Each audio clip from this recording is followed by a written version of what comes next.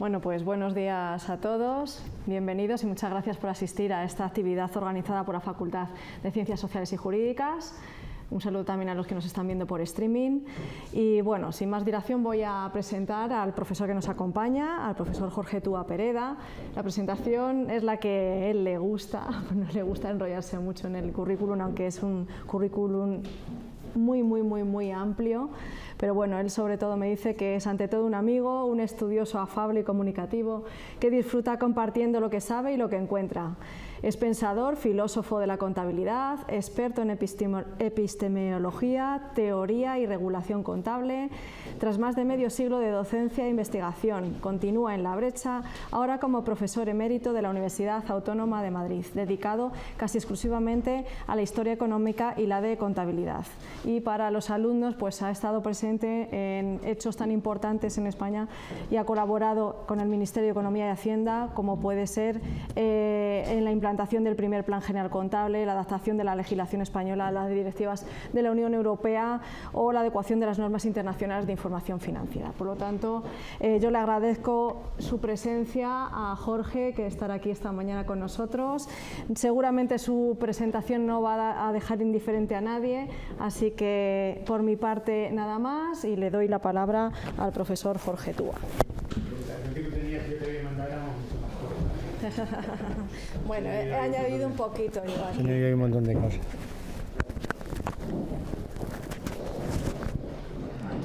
Bueno, pues siempre es un placer estar aquí rodeado de gente conocida, de amigos, que a uno le acogen, yo creo que con cierto cariño, ¿no? Entonces eso es lo importante, ¿no? Lo demás pues es una disculpa, ¿no?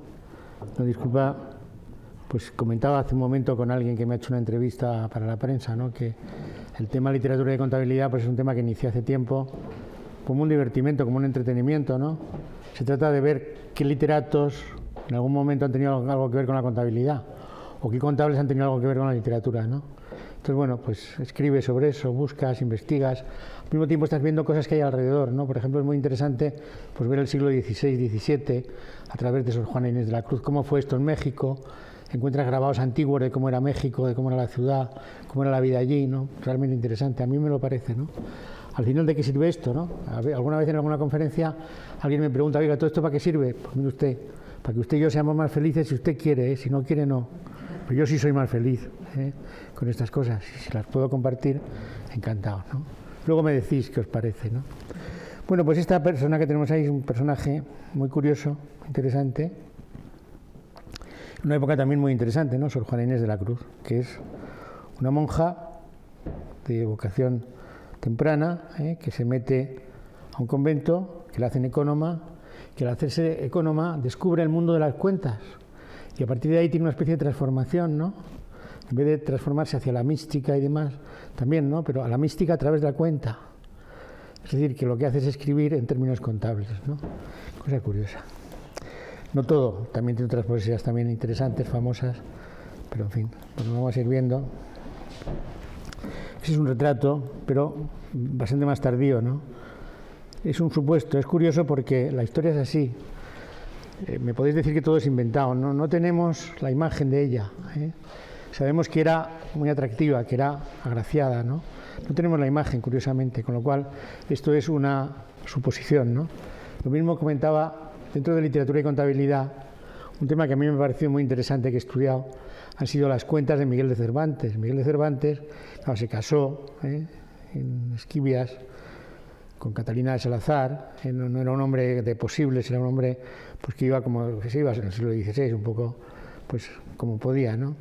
Entonces, para poderse de alguna manera financiar su matrimonio, su hogar, pues se hizo comisario para el abastecimiento de la Armada Invencible. Entonces iba por ahí expropiando, en nombre del rey, expropiando por los campesinos, expropiaba trigo, le armaron cada escándalo, casi le pegaron, le manteaban, tenía broncas de todo tipo, ¿no? Entonces, luego se hizo recaudador de impuestos. Le dijeron, mira, vete a ver qué puedes cobrar por ahí. Pero le dieron un paquete de impagados, no de impuestos en primera ocasión, ¿no? Primer intento sin impagar, ¿no? Con lo cual fue una vida lo más curiosa, ¿no? a lo que iba, que se conservan las cuentas de él, ¿no? Las cuentas que te va contando, pues cómo ha ido a ese pueblo, lo que ha sacado de trigo, lo que ha sacado de harina, cómo ha tenido que pagar unas acémilas o unos burros para que le hicieran la carga. En fin, estás viendo la vida a través de todo esto, ¿no? Me parece que siempre es curioso, ¿no? Esos son los entretenimientos de esa serie de literatura y contabilidad por las que han pasado Miguel Delibes, ¿eh? Estoy pensando a ver qué se puede hacer sobre Santa Teresa, evidentemente, ¿no? Y voy despacito. Mira, ahora estoy con San Ignacio de Loyola, que también ha sido una persona. Sus primeros años de vida, San Ignacio se educó en casa del contador mayor de Castilla, contador mayor de Isabel la Católica, el que llevaba las cuentas del reino de Isabel la Católica. Allí aprendió contabilidad, lógicamente, porque estaba con su maestro, su mentor, con su patrocinador. Entonces, ¿hasta qué punto luego después la filosofía de la orden jesuita tiene algo que ver con la contabilidad, con las cuentas, con la disciplina contable, ¿no? Y tiene una cierta disciplina, una manera de mirar las cosas, ¿no? Bueno, es curioso, pero puede que algo le haya quedado, ¿no? Que después cuando él escribe, cuando él hace sus ejercicios espirituales y demás, tiene esa disciplina, ¿no? Lo mismo que el que ha estudiado pues, para ser militar, pues tiene esa impronta para toda la vida, ¿no? Son cosas curiosas. Bueno, entonces, pues bien, esa es la serie en la que se enmarca este personaje que es Sor Juana Inés de la Cruz. Bueno, un poquito de historia también sobre esta persona. Primero, encuadrarla en lo que es el barroco español, siglo de oro español tardío, ¿no? Si veis, es la última de esa lista. Yo creo que son personajes que todos conocéis, ¿no? Entonces, por época de nacimiento, Fray Luis de León, San Juan de la Cruz, Luis de Góngora, Lope de Vega, Tirso de Molina, Quevedo, Catalán de la Barca. Podríamos decir que Sor Juana Inés de la Cruz es la última del estilo barroco tardío, reflejado en Nueva España. ¿Qué era Nueva España? Piana, ¿qué era Nueva España? Nueva España. Podemos pensar en nuevo continente, descubrimiento de América. Claro. El terreno de México se llamó Nueva España. Entonces, esa no te la había preparado, no te la había yo soplado para que me la contaras, ¿no? Bien, pues, barroco, ¿qué es el barroco, además? También. ¿Qué es el barroco en literatura? Góngora, ¿no? Gente muy retorcida, así, de estilo, ¿no? No sé cómo llamarlo, ¿no? Muy complicado el estilo, muy barroco, ¿no? Su nombre casi lo indica, ¿no? Muy recargado, ¿no? Parece que es no, Sor Juana no es tan recargada, pero en algunas composiciones sí lo es mucho, ¿no? También según le da, ¿no? Pero Góngora también, por ejemplo, Quevedo, ¿no? Pues esto es literatura muy recargada, ¿no? Total, barroco tardío, reflejo, claro, lo que ocurría aquí en la metrópoli, también con el arte, ¿no? Me parece fascinante cuando vas por América Latina o vienes por aquí, ¿no? El otro día vi en una exposición un San Miguel, que era preciosísimo, que parecía colonial, estaba hecho aquí. Son obras de ida y vuelta, ¿no? Iban, venían, las veían allí, hacían una réplica parecida, en fin, interesante, ¿no?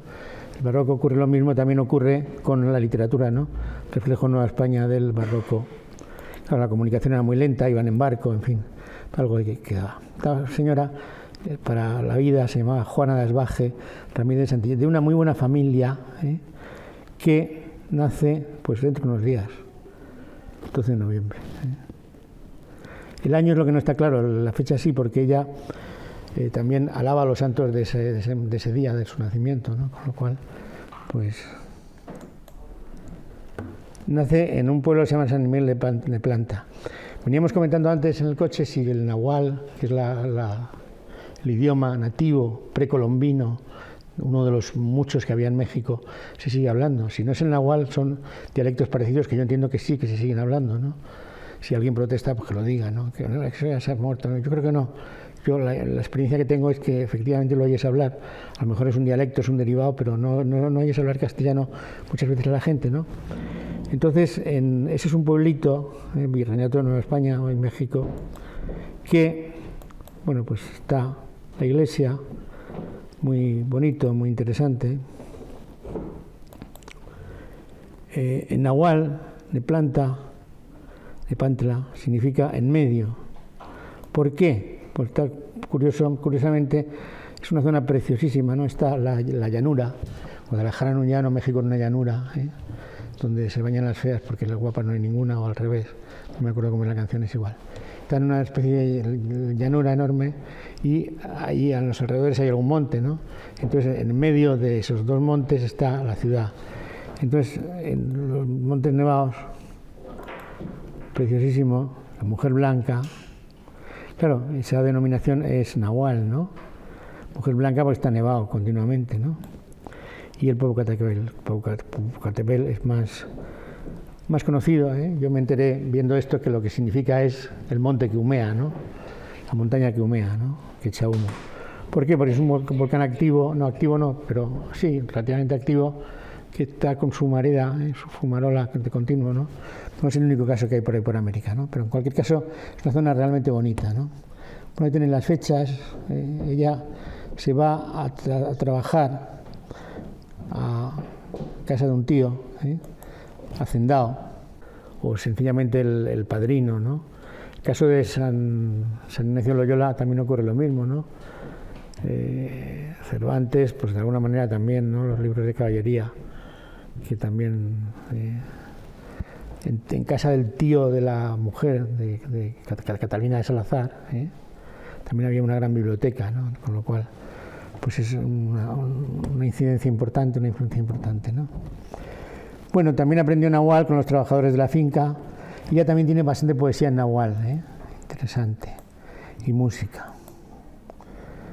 Bueno, repito que son figuraciones, pero son retratos que son bonitos realmente, ¿no?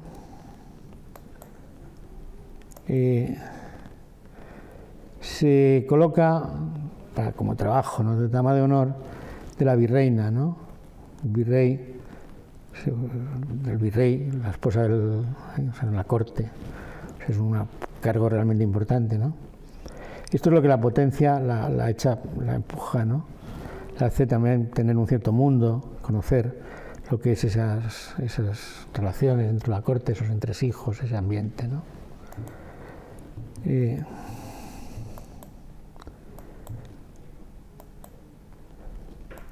Bueno, para que los veáis, las dos personas de aquella época, ¿no? Son como bastante puestecitos los dos, ¿no? Están así como muy de la época, ¿no? Esta gente también, claro, como no había máquinas de fotos, ahora hacemos fotos a cualquier cosa y de cualquier manera, ¿no? Pero cuando se iban a hacer un retrato, que lo pedían oficialmente, que era el retrato oficial y demás, que además era el que iba a estar allí en la entrada de casa, que luego se lo veía todo el mundo cuando venía de visita, hacían un retrato pues, con mucho postín, ¿no? Bueno, cuando tenía 18 años, o sea que es una vocación, pues no sé si llamarla un poquito tardía, ¿no? Porque a veces en aquella época pues los cogían ya 4 o 5 años antes, ¿no? Ya para mandarlos al seminario, al noviciado, ¿no? Después de haber vivido un cierto mundo, pues un confesor de los virreyes, que también, claro, que era un virreinato, pues era una corte con todas las de la ley, donde había de todo, camareras, había puestos importantes, había un confesor que era el confesor del virrey, caramba, ese era un cargo importante, ciertamente, ¿no? Entonces, bueno, pues este hombre la ve y le dice, hombre, mira, tú harías muy buen papel como monja, ¿por qué no profesas una orden religiosa? Pues con 18 años entró en un convento, que es ese San Jerónimo, Ciudad de México, está en el centro histórico, se puede visitar, es un sitio donde está Sor Juana, o sea, está su espíritu, está su imagen, está su espíritu, está su onda, su ola, sus vibraciones, ¿no? No es que yo crea mucho en esto, ¿no? Pero de vez en cuando veo el programa de Iker Jiménez y tal, pero sí. Hay sitios, bueno, yo he visitado la casa de Federico García Lorca, en cualquier lado me he quedado frío completamente.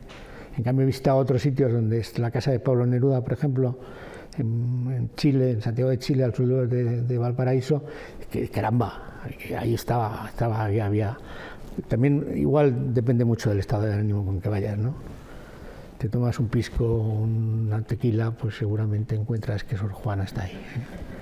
Bueno, también depende del día que tengas, ¿no? En cualquier caso es un convento barroco muy bonito realmente, muy bonito en el centro histórico, muy bonito. Entonces entra en el convento y no volvió a salir de ahí, es decir, hizo su vida ahí.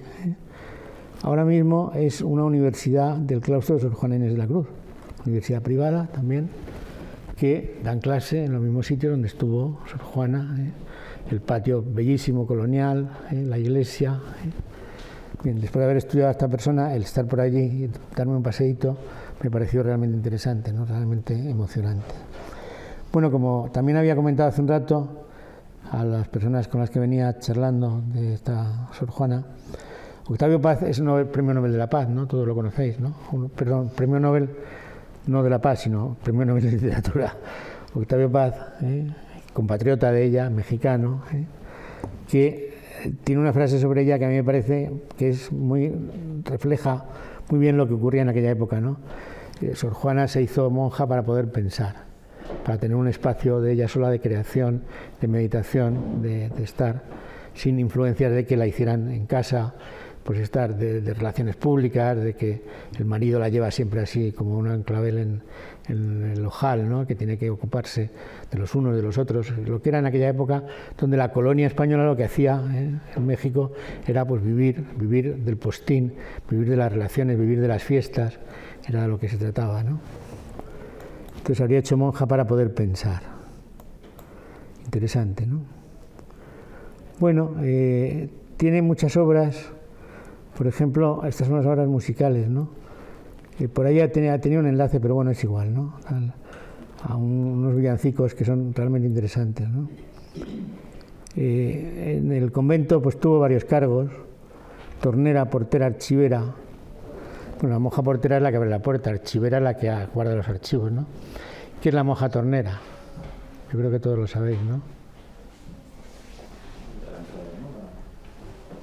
Plana. Es la que está en el torno. Entonces, el torno. Normalmente en un convento, el torno es por donde pasan lo que las personas llevan, o para dar productos, pero sin necesidad de abrir la puerta. Entonces, torno, por la propia palabra en los es que da vueltas, un torno. Entonces, normalmente aquí en Ávila, si habéis podido visitar los conventos de San José o la Encarnación, siguen teniendo el torno y sigue estando la monja tornera, que cuando llamas a la campanilla se acerca y tú la escuchas a través de tu propio torno, del propio sistema a través del cual puedes pasar productos o obtener productos si las monjas te los quieren facilitar. No sé si me puedes corregir. Sí, no, tal cual. Es un cilindro que tiene como dos partes, la parte de una y la parte dos, ¿no? De tal forma que tú no ves, porque puede ser una monja, puede ser un convento de clausura, ¿no? Tú llegas allí, llamas a la campanilla, como bien dices, sale la monja, la escucha: Ave María Purísima, sin pecado concebida.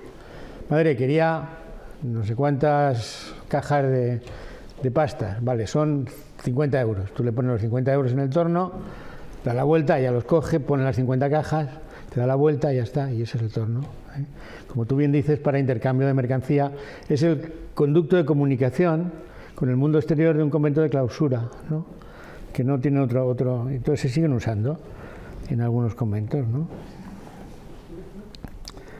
Bueno, entre 1685 y 1695, durante 10 años, la hacen contadora del convento. En realidad, en las órdenes religiosas se llama ecónoma, ¿no? Pero bueno, contadora está al cargo de los libros de cuentas, ¿no?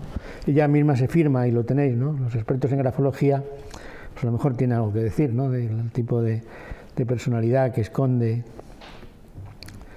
esa firma tan barroca, tan de aquella época, pero ella misma se firma como contadora, ¿no? A cargo, por tanto, de la llevanza de los libros de cuentas del convento, y eso le hace sentirse de otra manera y entrar a expresarse con lenguaje contable, ¿no? Le da una especie de flux ahí curioso, ¿no? Por ejemplo, el amor. Bueno, esto podría ser una poesía, pero no lo es. O sea que deuda sentimental de la que se esperan réditos, aunque no siempre se obtengan. Claro, qué definición tan curiosa, ¿no? En términos económicos, ¿no? Esto es una deuda, yo te doy, pero yo espero que tú me pagues algo por lo menos, ¿no? Y a veces pues me quedo a dos velas, ¿no? Curioso.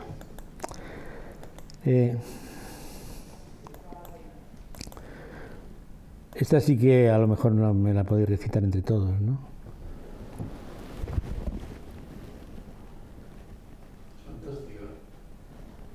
¿Sí?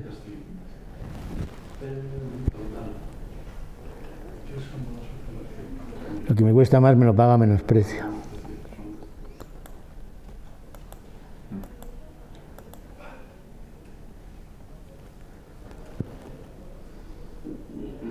Bueno, ella tiene una relación vamos, también esa relación se ha interpretado de montones de maneras. Yo creo que no iba más allá una relación de afecto, ¿no? De una relación de cordialidad, ¿no? Ella había sido su mentora. Hay una película por ahí mexicana, La Estrata, deja ahí una serie de sombras que no sabes la pasión hasta dónde llega, ¿no? Pero bueno, yo creo que no, pero vamos, eso cada uno que piense lo que quiera, ¿no? En cualquier caso, pues sigue teniendo una cierta relación, y decidió apoyo en la producción literaria. Sería muy curioso aquello, ¿no? Porque la señora, por ejemplo, en su casa, lo mismo te organizaba un concierto de música barroca, para sus amigos, que te organizaba un certamen de poesía, ¿no? Entonces, bueno, pues vamos a traer a la monja que recita muy bien poemas y se los escribe, y entonces, claro, eso a la monja le vino muy bien, ¿no? Que alguien le diera impulso, pues, para seguir produciendo, ¿no? Tertulias literarias, encargos para un acontecimiento. Oiga, que voy a dar una cena en casa, que por qué no me encargas una poesía y tal para... Curioso, ¿no? Pues así era la vida en aquella época en el Nuevo México, ¿no? Ese es el virrey, la virreina, ambos con aficiones literarias. La primera publicación de sus obras en la península también tuvo mucha suerte, ¿no? Que alguien se preocupara de que le publicaran sus obras en la península, ¿no? Es decir, estamos en México y no era fácil, ¿no? Bueno, gracias a los virreyes, los contactos que le consiguieron, pues se conserva la primera edición de las obras de ella de 1600 y mucho, ¿no? Es una época muy primitiva para ser, no son incunables ni mucho menos, pero sí son los primeros años de la literatura española barroca, ¿no?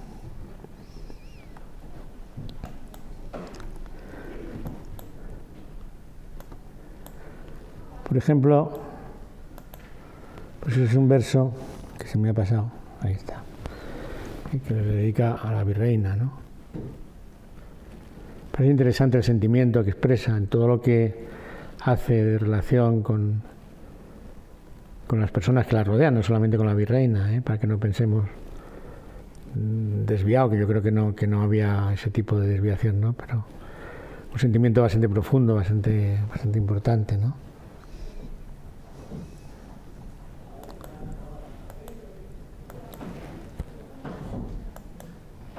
Personaje popular, la pedían endechas, madrigales. ¿Qué es una endecha?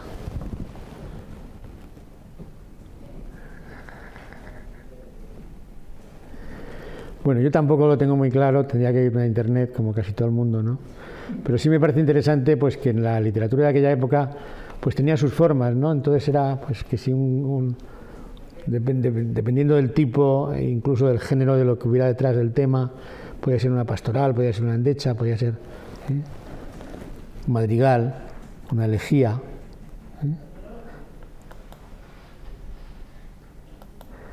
Bueno, ahí está la universidad, que también me parece importante, ¿no? Ella tuvo muy buenas relaciones con la gente de la universidad.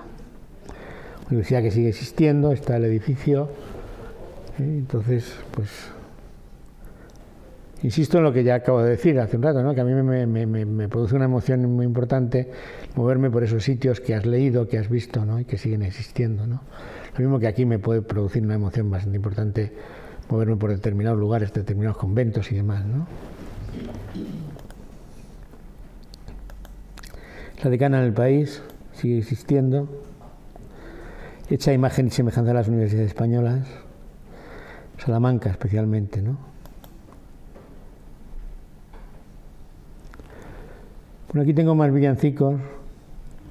En alguno había algún enlace, pero si queréis buscarlos en internet, seguro que los encontráis.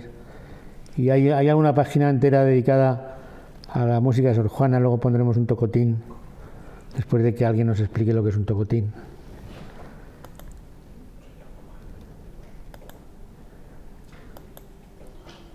También se dedicó a hacer recetas de cocina.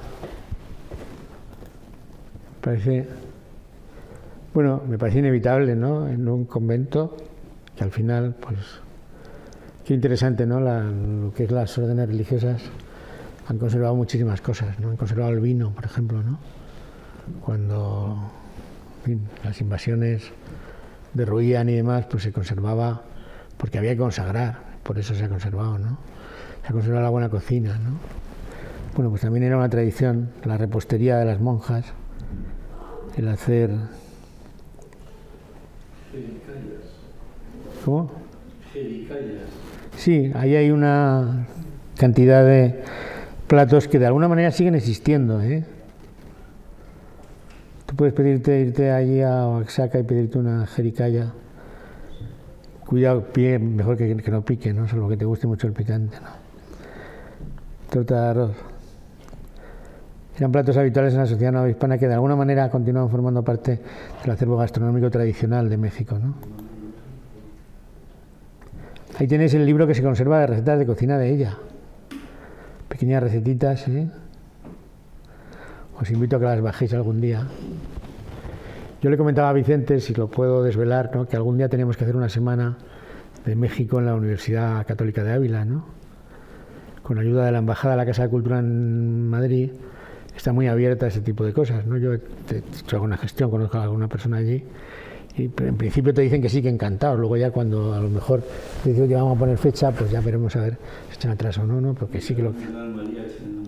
Mariachi en la muralla, claro. Y clemole de Oaxaca, jericaya. No, en la Casa de Cultura de México yo no he estado nunca, pero lo he visto desde fuera, ¿no? Tiene un restaurante que tiene una pinta y con unos platos, además se ve pues el típico, no sé, pimiento que va con una cosa blanquita, ¿no? Que es una delicia, ¿no? Entonces, pues no sé. Puede quedar bien lo del mariachi en la muralla, ¿no? Bueno, como veáis, yo, por mí, adelante lo hacemos, ¿no? Pero bueno. Ahí tenéis la jericaya que decías. Ahí está la jericaya para que lo veas. Transcrito como Dios me ha dado a entender, porque no, en fin, no es siempre fácil.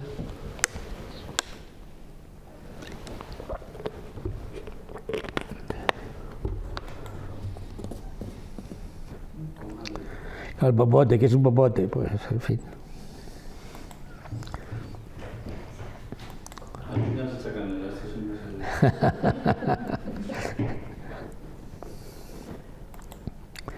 Claro, la cocina no ya para ella un refugio inevitable, era fuente de disfrute, sosiego e inspiración. Tiene una frase que yo no sé si está aquí. Esa, me parece una frase genial, ¿eh? Si Aristóteles hubiera cocinado, joder, ya sería la raspera, ¿no?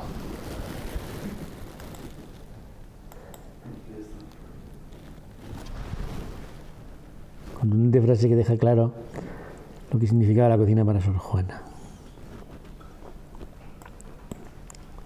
Otra receta del clémole de Oaxaca, ¿no?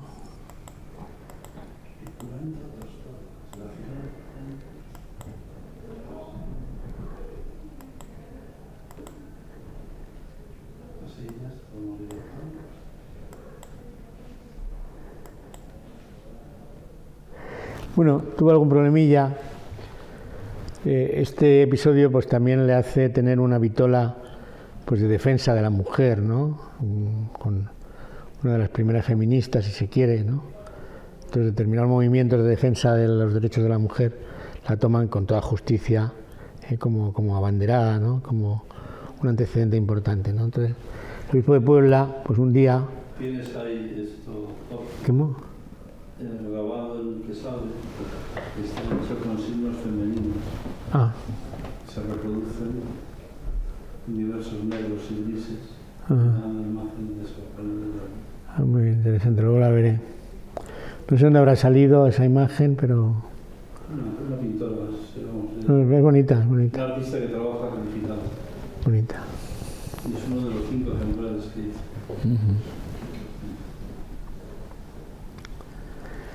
Bueno, entonces con el obispo de Puebla, pues el obispo, a ver, esta mujer, filósofa en profundidad, publica un libro, un folleto, llamarlo como queráis, ¿no? Un librito pequeño, ¿no? Una carta tenagórica, se pone a opinar de teología. Tenéis el facsímil de aquella época, ¿no? Se pone a opinar de teología, se pone a opinar sobre la naturaleza de Jesucristo como hombre y como Dios o algo así por el estilo, ¿no? Entonces se mete con un predicador y, claro, el obispo pues le saltan todas las alarmas, le rechina, le da un buen toque.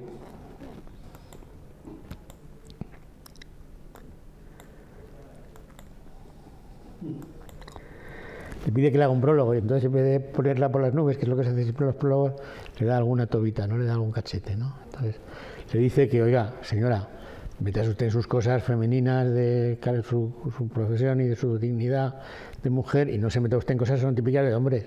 O sea, que faltaría más la teología en manos de una monja. Por Dios, ¿dónde vamos a parar, no? Total, que le da, pero bien. Deje las humanas letras y que ocúpese de lleno en las divinas, de las cuales habrá de sacar mayor provecho, ¿no? Muy curioso. Bueno, entonces ella, pues lógicamente, se revuelve con todas las...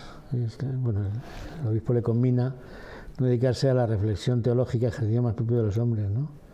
Le recomienda recluirse en la vida, vaya usted al convento, ¿eh? Que es lo que tiene usted que hacer, que usted es mujer y monja donde va usted, ¿no? Era la época, ¿no? Lo siento, pero era así. Entonces ella, claro, le contesta muy duramente. Muy duramente hace una carta, que le supone que el obispo pues todavía se enfade todavía mucho más. Muchas de las cosas que sabemos de su vida son de esta respuesta, ¿no?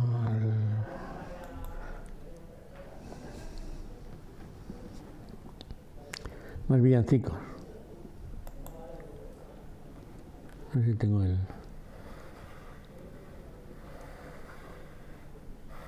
¿Por qué no me sale el ratón? Ah, está aquí.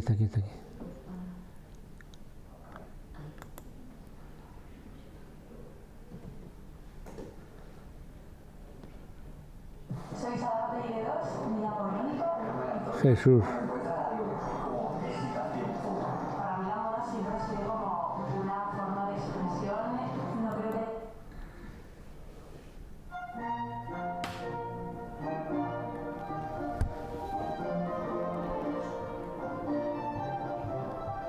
Pues suena un poco a Händel, ¿no? Algo barroco, realmente, ¿no?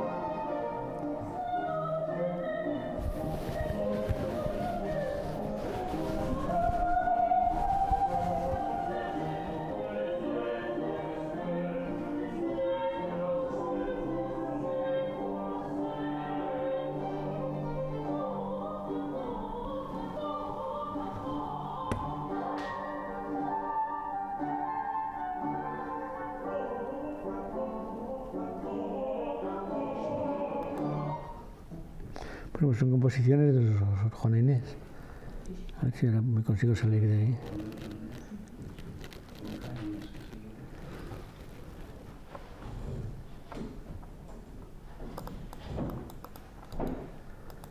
¿Cómo salgo yo de ahí?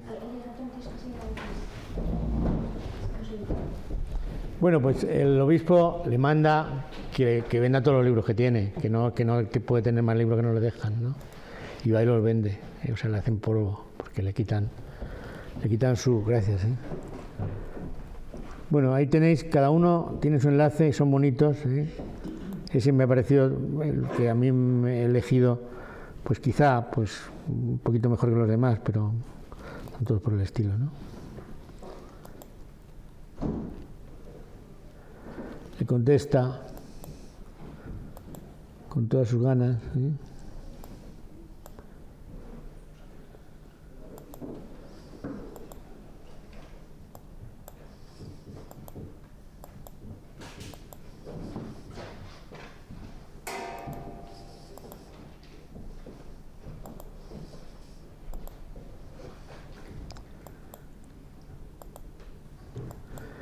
Bueno, terminamos un poco su vida y ahora hablaremos un poquito de su poesía, ¿no?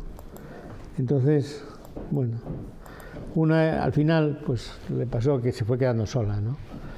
Y murió joven, pero bueno, pues sus protectores, los virreyes, el propio confesor de los virreyes, pues todos ya habían desaparecido, ¿no? Pues andaba ya muy recluida en el convento, ¿no?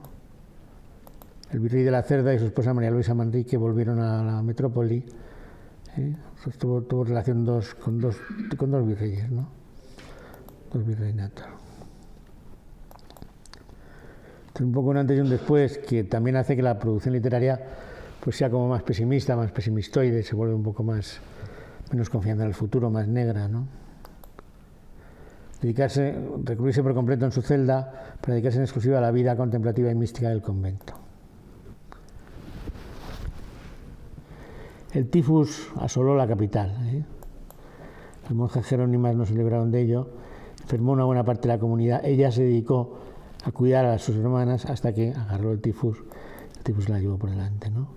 Falleció el 17 de abril de 1635. El convento en el que había vivido desde su profesión como religiosa se le sepulcra en el sotocoro de la iglesia, hasta allí, de la que es hoy la universidad que lleva su nombre, que hemos visto antes, ese claustro barroco tan preciosísimo, ¿no? Me encanta verlo lleno de estudiantes y demás. Igual, bueno, tiene que conocer evidentemente quién era, ¿no? Pero igual se están sentando en el mismo banco que ella se sentó, en la misma esquina, ¿no? Curioso, ¿no? Poesía, Maripaz.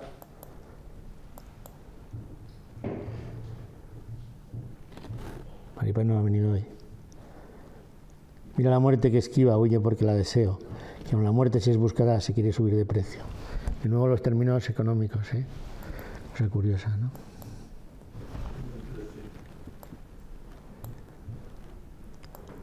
Bueno, era una persona conocida, el fallecimiento pues fue un duelo importante, hay algún grabado del entierro, ¿no? Entonces, personaje popular, a pesar de que no se las llevaba unos cuantos años encerrada, que tuvo el problema, vendió la biblioteca y demás, ¿no? Bueno, interesante el expolio, no sé si habéis visto algún expolio de órdenes religiosas, pero en historia son muy interesantes los expolios para el historiador, ¿no? ¿Qué es el expolio? El expolio es el acta, no sé. Pena. Yo un expolio entendería como que te desprendes de algo. Sí, pero no tiene un nombre que no casa exactamente con lo que es, pero... A ver, el expolio es una costumbre o un hábito reglamentado en las órdenes religiosas. Cuando un monje muere, en aquella época, yo no sé si se sigue haciendo ahora, toda la relación que he tenido con los monjes en todas partes que he hecho historia, jamás me han dejado entrar en lo que hacían ahora. Oye, ¿por qué no me dejáis cuentas de ahora? No, ni hablar, ni loco. Pues está ahí bueno, en fin, igual me está escuchando alguno, pero es igual, pero es así. Encantado de haber trabajado en Silos, por ejemplo, ¿no? Entonces, donde hemos estudiado bastante los libros de expolios. Cuando un monje moría, ¿el expolio qué era? El expolio era el monje, aunque tenía voto de pobreza, algún tipo de bien tenía, ¿no? Por ejemplo, tenía media docena de libros. Esos libros se valoraban a valor razonable y la equivalencia se tasaba en misas. Se decían X misas se vendían los libros por el valor razonable. Ese valor razonable se decían misas para el difunto, ¿no? Por ejemplo, unas sandalias muy andadas, decía uno, ¿no? Cosas que lo lees te llaman la atención, porque están hechos con lo mismo, con toda la historia que te cuentan los libros de cuentas antiguos, ¿no? Con toda una saya también muy andada, muy baqueteada por la vida, ¿no? Cosas de esas, ¿no? Un cáliz, que tenía un cáliz de plata, pues fíjate, era todo un... Pues luego lo usaba para su culto, ¿no? Él no decía misa a lo mejor en el cáliz de la comunidad, decía misa en el cáliz que le regalaron, vete a saber, la familia cuando profesó, lo que fuera, ¿no? Ese era el expolio, el hacer la lista, el hábito, la ropa, todo esto, un cofre que tenía donde guardaba sus pertenencias, todo eso, se hacía una lista, se valoraba a lo razonable, se convertía en dinero y ese dinero se utilizaba para decir misas en favor del difunto, el expolio. Entonces, de Sor Juana hay un expolio en el que constan que había un montón de libros todavía, o sea que a pesar de que el obispo le había mandado vender los libros, ella había seguido, R que R, no le había hecho ningún caso, hizo bien, por supuesto, había seguido buscando, leyendo, ¿no? 180 volúmenes, 180 libros tenía de obras selectas. También en aquella época el tener una biblioteca pues era algo importante y costoso, ¿no? No era cualquier cosa, desde luego, no es como ahora, que te sobran los libros por todas partes, ¿no? Tal vez había podido conservar algún libro, aunque es más probable que fuera su avidez por el conocimiento lo que le propició nuevas adquisiciones, ¿no? Algún tipo de trampa ya haría, pero no creo que le cupieran debajo del catre que tenía para dormir, no creo que le cupieran muchos libros cuando el otro ahora los vendes todos y tal, ¿no? En fin. Curioso, ¿no? Bueno, obra literaria. Amplia producción en muchos aspectos, teatro hasta poesía. Hay obras de teatro de ella, Narrativa en prosa. Yo creo que lo que más se la conoce es por la poesía, ¿no? Poesía barroca, poesía típica.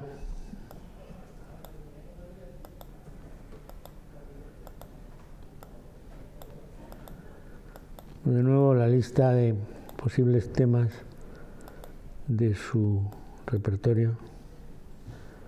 Por ejemplo, este sí que quiero que alguien me lo recite. Cristo, el Verbo encarnado, su sangre le dio María al logro, para que a su tiempo la que recibe encarnando restituya el redimido. Una figura poética interesante, ¿no? ¿Me lo explicáis? Yo creo que se explica fácil, pero bueno, por no decirlo todo yo, ¿no? Una figura tremendamente económica, ¿no? ¿Qué es el que la sangre le dio María al logro? ¿Qué es el logro?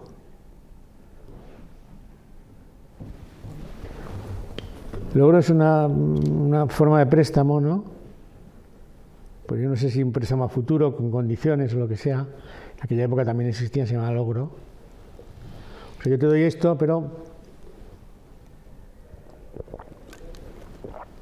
a futuro no te lo estoy regalando, lo tienes que devolver.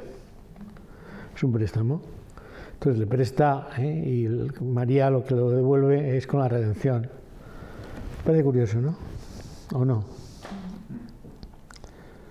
Cristo lo encarnado, su sangre le dio a María logro, para que a su tiempo la que recibe encantado restituya redimiento. Parece interesante. ¿Qué? Bueno, aquí estaba, logro. Dar al logro es dar con ventaja, ojo, no dar de cualquier manera, ¿eh? Es un préstamo a futuro, pero con ventaja. Habilidad de Taur, que dicen perder. Luego la poesía que más se la conoce, ¿no? Que esta sí que yo creo que la conocéis todos. Hombres necios que acusáis a la mujer sin razón, sin ver que sois la ocasión de lo mismo que culpáis. Si con ansia sin igual solicitáis su desdén, ¿por qué queréis que obren bien si las incitáis al mal? Combatís su resistencia y luego con gravedad decís que fue liviandad lo que hizo la diligencia.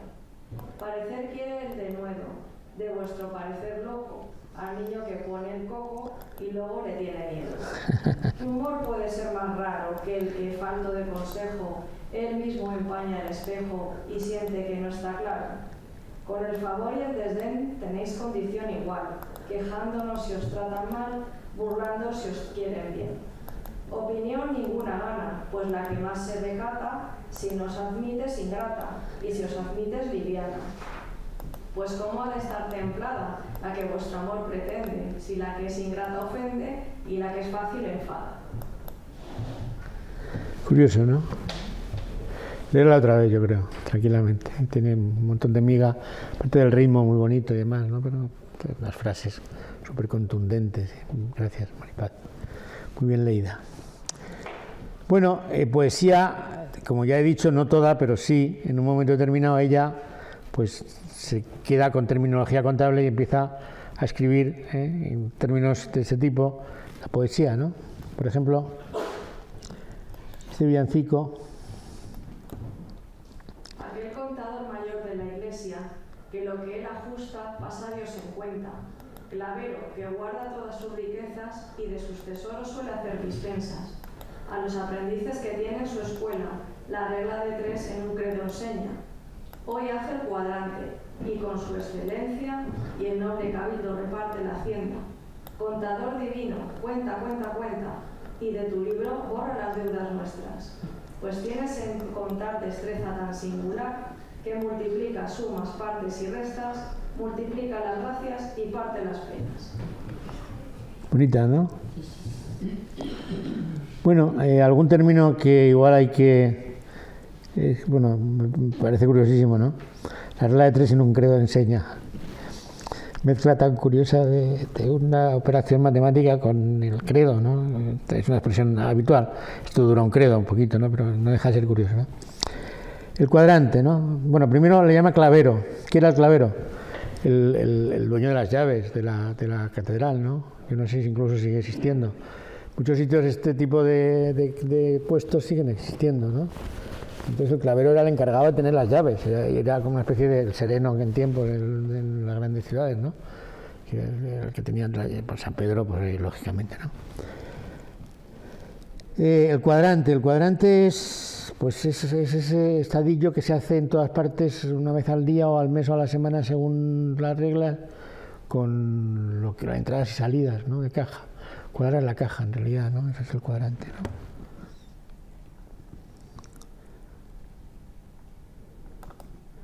No sé si hay algún término más que queráis comentar, ¿no? Pero bueno, interesante.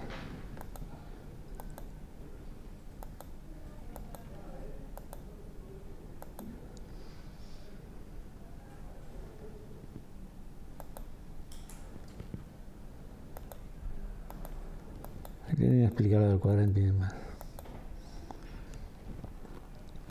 Que también por exclusión se llama cuadrante en muchos sitios.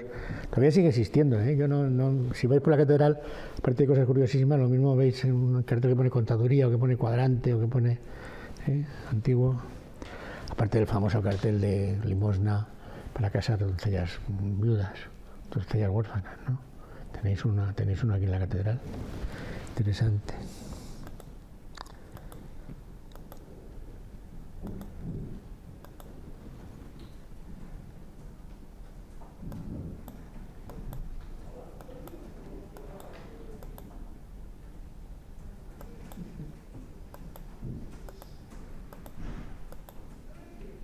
En ese verso, ¿nos lo lees, Maripaz?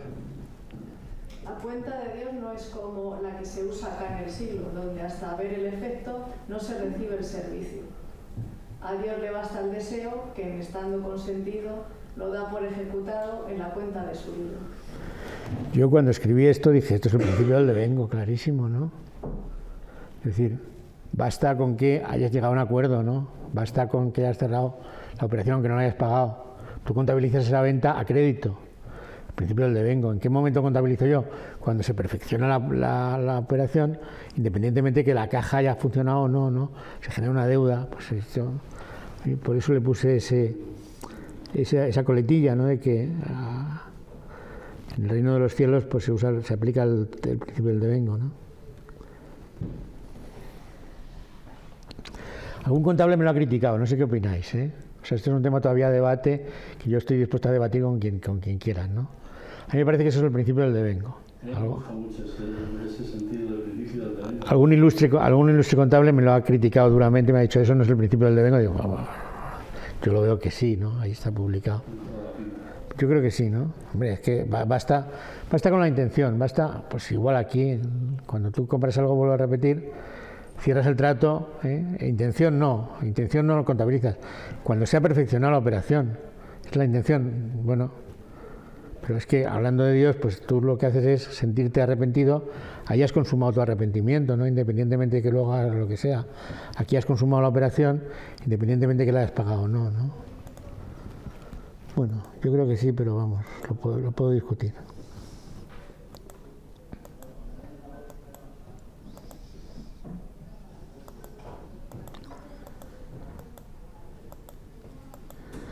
Pionera del feminismo, ¿no? Son facetas realmente importantes, ¿no? En su vida. Ahora, es fuerte que esta mujer utilizase el principio del devengo, porque habitualmente en esos tiempos se utilizaba el principio de caja, o hay o no hay. Sí, ella contabilizaría por el principio de cargo y data, por el sistema de cargo y data, ¿no? Que es muy para una administración de un patrimonio, ¿no? Basado especialmente en los pagos y cobros. Sí, es curioso. O sea, a ver, es que insisto en que soy yo el que he hecho la construcción, ¿no? De que, bueno, aquí está hablando del principio del devengo, ¿no? Contabilizar, pues si queréis, otro día traigo el sistema de cargo y data que se usa en el convento, ¿no? Es interesante si uno se va por ahí a buscar libros de cuentas de convento, saber de qué va el sistema de cargo y data, ¿no? Partida doble no se aplicó hasta muy entrado, y menos en América Latina, ¿no? Muy entrado el siglo XX incluso. La contabilidad pública siempre usaba para cargo y data, ¿no? ¿Qué es el cargo y data? Pues mire usted, yo cobro tanto, lo anoto, me deben tanto, lo anoto. Voy rebajando según me van pagando que el cargo es el importe del que yo me hago cargo para cobrar, por ejemplo, y el abono es lo que yo voy, la data, lo que yo voy cobrando. Entonces, curioso porque ahí hay una intuición de partida doble, ¿no? Tú tienes que hacer los dos asientos, uno en un lado y otro en otro del libro, ¿no? Esto es lo que yo me tengo que cobrar y esto es lo que voy cobrando. Pero en un momento determinado, cuando tú dices, bueno, tengo que anotar aquí y aquí, ¿por qué no anoto a la vez? Eso es de cajón, de cajón. Entonces a partir de ahí empiezas a construir la partida doble, ¿no? Como una inspiración así, un destello, ¿no? ¿Quién la tuvo? Eso ya no sabemos. Pero bueno. ¿Dónde aparece? Eso sí, más o menos, pero... Bueno, Tocotín, ¿no? Máquina del tiempo. A ver si consigo. Convento de Santa Paula, en torno a 1676. Está en la celda. Vamos a escuchar un tocotín. ¿Qué es un tocotín?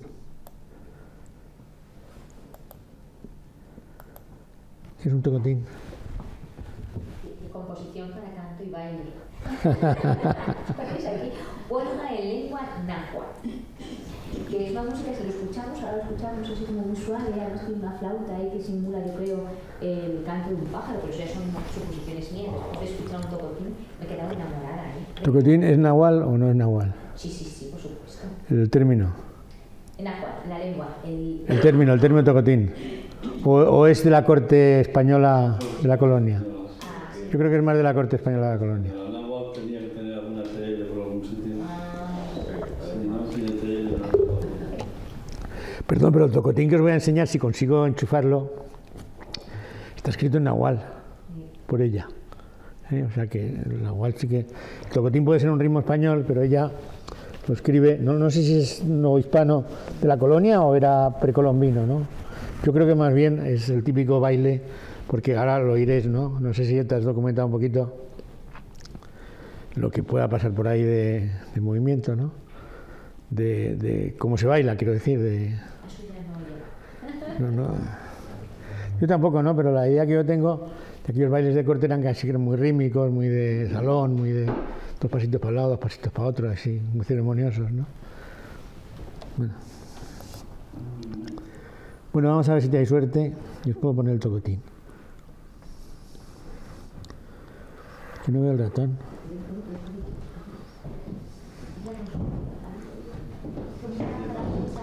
¿Ahí lo veis bien en la pantalla?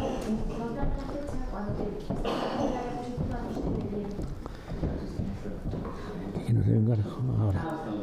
Ahora. Soy Sara Pelleros, me llamo Verónica. Para mí la moda siempre ha sido como una forma de expresión. No creo que haya que gastar mucho dinero para expresar de la moda. Dale a soltar. Yes.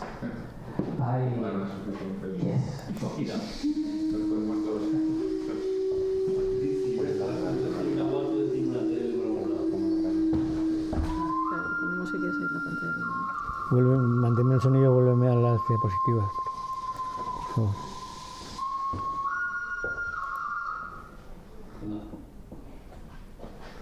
Lo he cargado. Es que quiero, porque tengo el texto, quiero que suene y al mismo tiempo Vale. que se vea el texto. Pues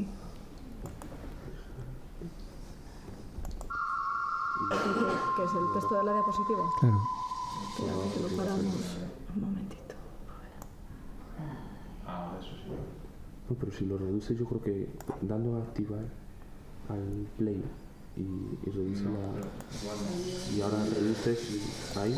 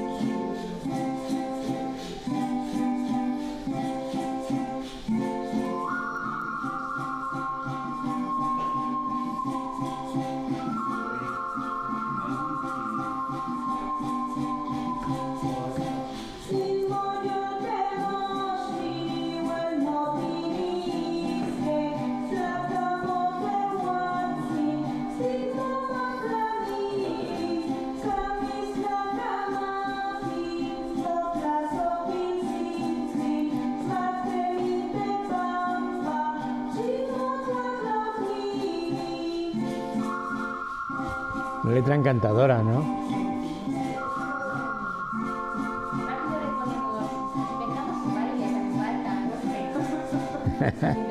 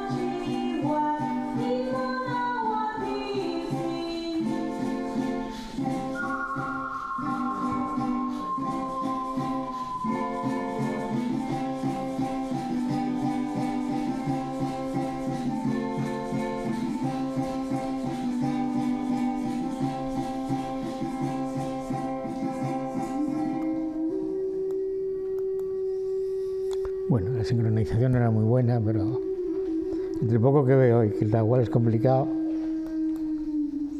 pues eso es todo. Muchas gracias. Espero que os haya gustado. Si me permite, Puede salir cualquier cosa ahí de fondo de la grabación.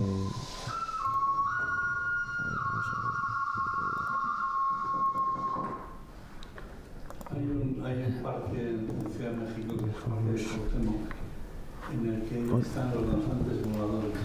¿Los has visto? Están en lo alto de una pértiga, 20 o 30 metros, y se danzan girando una cuerda que está enrollada hasta que llegan al suelo, vestidos de agua, pero de eso, ¿no? Y suena esa flauta continuamente.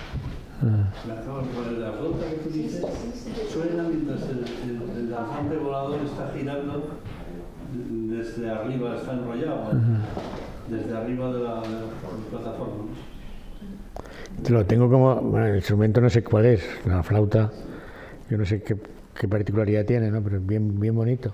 Lo tengo como composición de ella en internet, pero bueno, puede ser. Bueno, literatura y contabilidad da mucho que sí, ¿no? El principio del reino, está muy bien eso. Viva las cuentas del cielo, está bien eso. Muy bien. Muchas gracias a todos. Y muchas gracias a Jorge.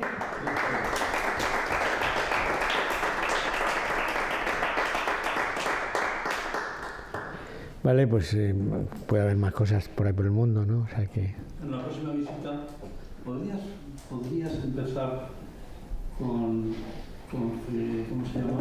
El de la partida doble. Pacioli. Con Pacioli. El segmento áureo es muy interesante, yo creo que lo conté aquí una vez. Pero hace tantos años que yo no solía todo y esto no estaba. Algunos tampoco estaban, hace ya muchos años. Tema muy interesante, ¿no? La partida doble, el segmento áureo.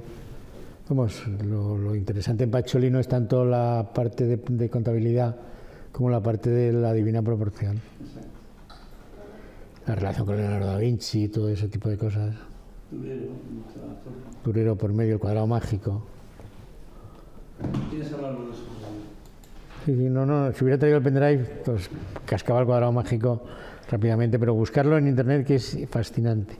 Cuadrado mágico de Durero. Sí, sí. Fíjate que en la catedral no, ¿cómo se llama la iglesia? Sagrada Familia. La Sagrada Familia, en una de las puertas hay un cuadrado mágico De Gaudí. que tiene trampa. Sí, Porque bueno. repite el número 14 y el número 10, de tal manera que cualquier cosa que sumes en cualquier sentido suma 33 años de Jesucristo. Pero tiene gracia que está en una de las 4 puertas Sí, de la catedral de la... ¿Cómo se llama? la Sagrada Familia. La Sagrada Familia. Sí, sí. Esas son...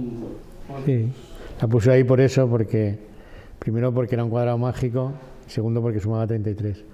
El de Durero suma 34 y están los 16 primeros números naturales sin repetir ninguno. Hombre, no es que haga trampa, si tú quieres hacer un cuadrado mágico lo tienes que hacer como cuando haces un sudoku, como puedes, ¿no? Entonces no creo que haya un cuadrado mágico de este era 4x4, yo creo, el de Gaudí. 16. Y este es también 4x4. Que era un cuadrado mágico 4 al pie del otro. que, claro, claro, claro, claro. Y no incluye 16. Bueno, se le puede perdonar, ¿no? No tienes que venir a contarnos eso. Te vas a Perú, ¿no? ¿Mañana te vas a Perú? Pasado mañana, Pasado mañana. Cajamarca, que fue donde le hicieron la faena al pobre Atahualpa, ¿no? Pero bueno, espero que no me hayan llamado para vengarse. No, te mete lo peor. Últimamente están muy soliviantados estos con la cosa. Bueno, ¿os parece interesante que alguien se dedique a estas cosas y que luego las cuente o no? Sí, sí, claro. ¿Qué opináis? Los que no habéis dicho nada, que habéis estado eso sí muy atentos, pero ¿qué opináis? Estos están un poco sorprendidos porque se esperaban otra cosa. ¿Qué se esperaban? ¿Qué es esto? Pues esto es la vida. Esto es dar un paso por encima del de Isabel y de... Pero es la interdisciplinaridad, ¿no? Es decir, que aquí has tocado filosofía, has tocado música, has tocado economía, has tocado poesía, literatura. Y la vida de una mujer. La vida de una persona. Pero es curioso porque hace 6 meses o cosas así, una artista que se dedica a pintar digitalmente nos regaló a la universidad dos carteles. Uno que está hecho con signos femeninos, que es el de Sor Juana Inés de la Cruz, y otro que estaba situado aquí, nos tuvo una temporada, que era Santa Teresa de Jesús con abejas. Eran pequeñas abejas y eran... Pero tiene gracia, ¿no? Y el otro día llegué por la tarde y me dijo la rectora, pues si tenemos un... Pues no. Está muy bien, hombre. No ha podido venir y se disculpa por el bien cantado. No te preocupes. Pero me dijo, me poner algo de Sor Juana Inés de la Cruz. ¿Eh? No, esta es Sor Juana Inés de la Cruz. No, ahí la tienes, ¿no? Era más bien parecida Sor Juana Inés que Santa Teresa. Según dice, yo no he conocido a ninguna de las dos, por viejo que soy, Bueno, yo os animo a que busquéis fuentes de historia, ¿no? Que aquí tiene que haber, lo hemos comentado muchas veces, tiene que haber montones, ¿no? Conventos y demás, libros de cuentas. De aquí en la vida seguro que hay 2 fundaciones, al menos. Estas no toman nada, ni siquiera se calientan en invierno cuando van a la calefacción. Deben tener la Encarnación y San José, deben tener documentación desde que... Porque un convento no es más que un ser vivo, o sea, que se van muriendo monjas, Sí, sí, sí. Los conventos, o sea, no... Hombre, yo gusano del tiempo. repito lo que comentábamos ayer de alguna manera, ¿no? Que ¿cuál es la pista que te pueden dar? Pues hay libros, no es nuevo, sobre la economía de Santa Teresa de Jesús. ¿Dónde ha salido la economía? De los libros de cuentas. ¿Tú tienes el victoriano escrito de Santa Teresa? Sí. Pues cuéntalo, joder, si nos cayó. ¿Qué tiene qué? Perdón. Yo creo que merecería la pena hacer un pequeño estudio comparado entre Sor Juana Inés de la Cruz y Santa Teresa. Me parece que hay algunas semejanzas, pero también profundas diferencias.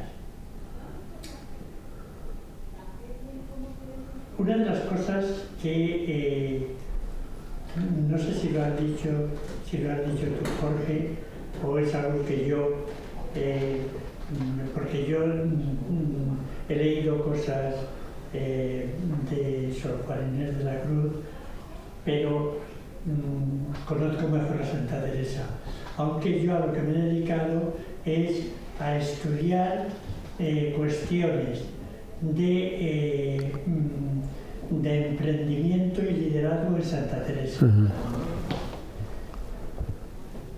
Especialmente eso está en las fundaciones, en el libro de la vida, y bueno, se pueden encontrar cosas a lo largo de la obra.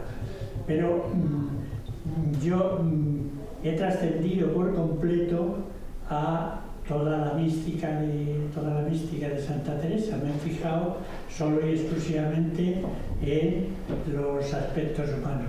Tengo hechas, pues, voy por la Fundación de Sevilla. Lo que pasa es que se me meten cosas en medio, pero es una cosa muy interesante, por la sencilla razón de que yo creo que ella era una auténtica emprendedora en la modernidad del lenguaje ahora mismo, ¿no? Y lo mismo en el liderazgo, cómo controlaba a los mercaderes y demás, y cómo ella siempre, esto no sé si es una irreverencia, pero ella cuando quería meter la cabeza por una pared, pues la metía, pero decía que se lo había mandado Dios, que siempre lo trataba así, pero sin embargo yo creo que lo que hacía era su santa voluntad. Pues otras cosas porque tenía las ideas muy claras. Que a lo mejor coincidía con la otra. Que a lo mejor coincidía con la otra. Has dicho santa. Pero, y hay una figura que es conectada, no sé nada de ella, pero hay una tal María de Jesús que la acaban de beatificar. Ana de Jesús. Que la acaban de beatificar, que era como hermano derecha o izquierda de ella, que fue monja de San José y que fundó en Bélgica y en Francia. O sea, que esa tía tampoco es para descartarla. Lo que pasa es que por lo menos no escribió nada. Pero bueno, es que además a Ana de Jesús le dedicó San Juan de la Cruz, el cántico espiritual, exacto. Y Fray Luis de León, los comentarios al libro de Job. Además, fue Ana de Jesús quien recurrió a Fray Luis de León porque no acababa de fiarse de una persona que yo la tengo pocas simpatías, que era Domingo Báñez. Domingo Báñez, que fue su confesor, porque Domingo Báñez estuvo enseñando aquí en Santo Tomás algo tiempo, pero Domingo Báñez tenía muchas cosas y precisamente Ana de Jesús le conocía bien y por eso recurrió a Fray Luis de León, que Fray Luis de León había sido una de las víctimas de Domingo Báñez, porque los dominicos no podían soportar que Fray Luis de León les ganara las clases en la Universidad de Salamanca, porque se habla mucho de la escuela de Salamanca, para arriba y para abajo. ¿Tú has hablado de eso? ¿Tú has hablado de eso? Yo he hablado de eso, pero la escuela de Salamanca tenía dos objetivos y se centra especialmente en los dominicos y en torno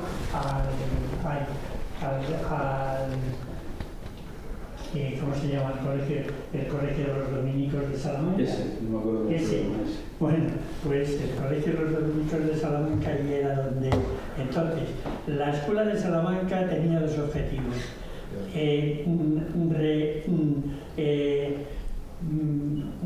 Retomar las enseñanzas de Santo Tomás, imponer la suma de Santo Tomás como un libro de texto en las clases de teología de la Universidad de Salamanca, y otra finalidad no o un poco menos santa, que era el control de las cátedras de teología de la universidad. Claro. Esos eran los dos objetivos, dicho por un señor que es el que creo yo que más conoce a los escolásticos, que es José Barrientos, que ha venido de territorio varias veces a esta casa. Parece muy bien, pero es que además tampoco hay que ser malvado para hacer esa hipótesis. Es completamente humano, ¿no? ¿Cómo? Que no hay que ser muy malvado para hacer esa hipótesis. Ni me parece la cosa más normal del mundo. Oiga, en este mundo todo el mundo lo que quiere es controlar. Sí. Y además detrás hay un trasfondo económico, siempre. ¿Controlar para qué? Para el poder. Bueno, pero hubo otra víctima muy importante. El controlar está bien, pero convertir a los meter en la cárcel a los competitivos, como fue el caso de Fermín de León, pero hubo otro personaje muy importante, que era Luis de Molina. Luis de Molina se enteró que estaba en Portugal, pero sí, y porque tuvo a la jerarquía de su parte, pero Áñez le persiguió de muy malas maneras, también a Luis de Molina. El fin justifica los medios de alguna manera, ¿no? El convento de los dominicos de Ávila deben tener de todo. Claro, Pero libros de cuentas de las fundaciones en la India deben tener de todo los dominicos. Salvo que él hizo para la calefacción. Es una pena lo de Santo Tomás, porque no os ponéis de acuerdo, vamos a ver. Los dos estáis tratando cosas parecidas. ¿Por qué no os ponéis de acuerdo y montáis un algo? pero lo podemos montar, claro. A ver, aquí Bueno, nos divertimos todos, vosotros dedicáis a tal y aprendemos todos los demás, ¿no? lo interesante es, a ver, encontrar documentación, claro. O sea, cualquier libro tú has escrito de economía en la Santa Teresa, por ejemplo, ¿no? Eso tiene que haber cuentas por detrás. O sea, Sí, eso lo ha manejado. Hay un autor que es el que me metió a mí en este lío cuando yo estaba en la Universidad de Juan Carlos, que un día había una librería que ya han desaparecido, las librerías de las universidades, de las facultades. Bueno, están desapareciendo los libros, están desapareciendo hasta de los programas de economía de las distintas universidades. Bueno, pues yo un día, viendo lo que había allí en la librería, que pasaba todas las semanas un par de veces, pues me encuentro con algo así. El libro se titulaba algo así: Recursos y negocios en Santa Teresa, que era una tesis doctoral de que tú le tienes que conocer porque fue decano de un catedrático de historia económica que fue decano de la Facultad Económica de la Autónoma. ¿Cómo se llama, hombre? Ay, por Dios. Esto de la edad es lo que tiene. Los nombres se... como decía otro, ¿te acuerdas cuando hablábamos de corridos, no? ¿Cómo se...? Historia económica, ¿quién ha podido ser? Sí, yo creo que lo estoy viendo. Sí. Así grandote y tal. Seguro. Bueno, sí, bueno. ¿Qué años puede tener? ¿Qué años puede tener? ¿Puede ser Fernando o no? No. Es anterior. ¿Cómo se llama, hombre?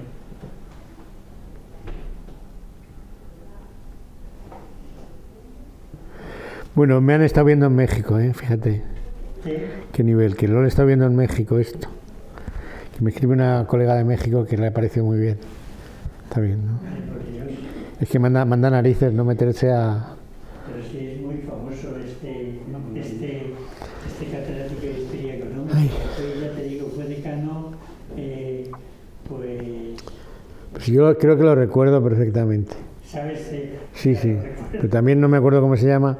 Me saldrá luego en un rato. Bueno, pues este es Coño, tal. el que que me metió a mí en mi interés por la obra de Santa Teresa y concretamente ese aspecto. Y él pero no es fácil acceder a la contabilidad de los conventos. Él accedió a alguna de ellas, me parece que de la Fundación de Medina y no sé si de la de Valladolid también, pero no encontró donde más documentación y él dice en algún momento que no es fácil convencer a las monjas para que les deje para que dejen ver la contabilidad. Del siglo XVII no está todo prescrito, o sea, el del siglo XVII está todo sí, prescrito. pero yo creo que lo decía Ay, madre. Entiendo, no te preocupes. Yo lo estoy viendo en su despacho ahora mismo de decano en la Autónoma y sé quién es perfectamente. Me lo he encontrado por ahí también haciendo cosas de historia económica, tipo majísimo. Sí. Pero no me acuerdo cómo se llama. Sí. Lo de Santa Teresa es que él hizo un doctorado en teología y el libro que es de la economía para entendernos en Santa Teresa pues es el resultado de la tesis doctoral. Ajá. Bueno, pues primero que tiene que haber libro de cuentas, segundo que nos dejen verlas, tercero pues que alguien se anime. Pero no tiene mano con las monjas. Bueno, no sé yo si mucho. No sé yo, igual en el archivo de Cusano o por ahí algún documento. No, A lo mejor pero algún convento que haya clausurado, que haya desaparecido. No sé, San José seguro que tiene que haber cosas. seguro. Además, porque San José fue la primera fundación. Eso sí que sería un pelotazo, Eso sí que sería un pelotazo que nos va a ser difícil. Además la fundación de San José tiene tela. Esa la estudié yo y tiene mucha tela, porque es que prácticamente todos los mendicantes de Ávila estaban en contra. ¿Sabes lo que ha pasado? La licencia de apertura de ese convento se le produjo en el 250 aniversario. El ayuntamiento no dio más permiso para que las mujeres militantes viviesen en una casa, porque a saber, hasta la constitución en el pueblo no ha habido Pero yo creo que no hubo, donde mucho más problemático es la encarnación, donde entró, y yo creo que seguro que la impulsó a Santa Teresa a decir que hay que poner orden, porque es que lo de la encarnación, cuando ella ingresa allí, que yo era, vamos a atender lo que los refugios de señoritas. pero era, sí, porque estaban las ricas y las pobres. Las pobres era terrible aquello, era terrible. Yo creo que eso fue para que hay que ponerlo porque esto no. Oye, que me están viendo en todas partes y hay quien dice, no, desde Asturias también te hemos visto. ¿Cómo? Desde Asturias también lo hemos visto, me están diciendo. Una cosa, ten en cuenta que nuestro streaming se dirige a más de 120.000 personas en el mundo. Con nosotros unidos de la mayor parte. Otra cosa que se conecta. Y menos ha estado en América, que es el portador, porque deben estar en madrugada. Bueno, Sí, pero para ellos no es mala hora, porque madrugan y antes de irse a trabajar no es mala hora. 6, 7.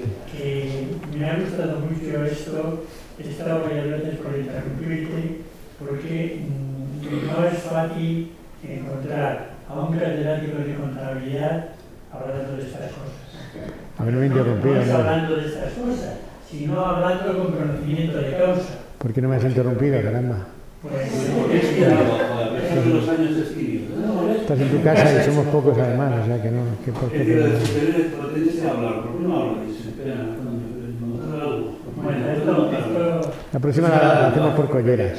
Eso. Nos interrumpimos el uno al otro Sí, señor. por colleras. Ahora, de Nicolás sí tienes que hablar con él.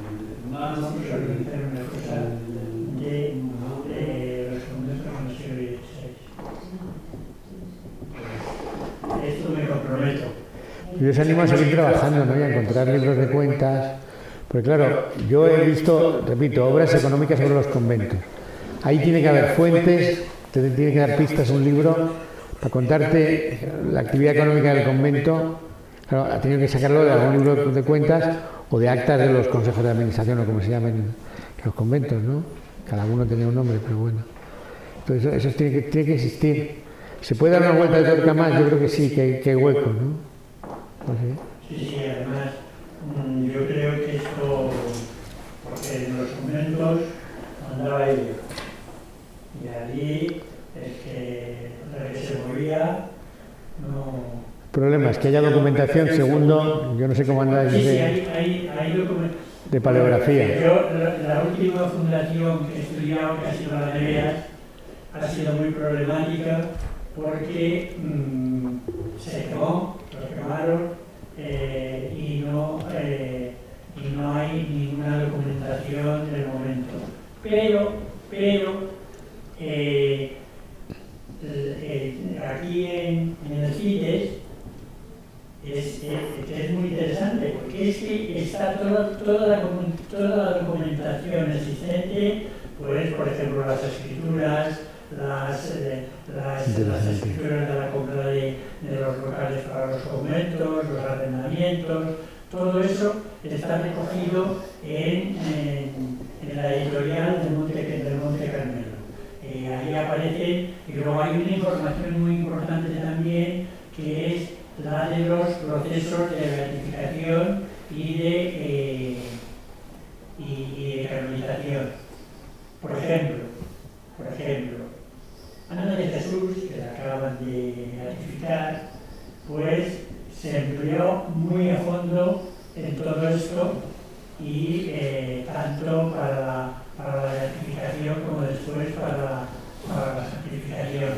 Y sin embargo, Ana de Jesús se ha negado siempre a investigar o a declarar, se negó siempre a declarar en el proceso de beatificación de San Juan de la Cruz.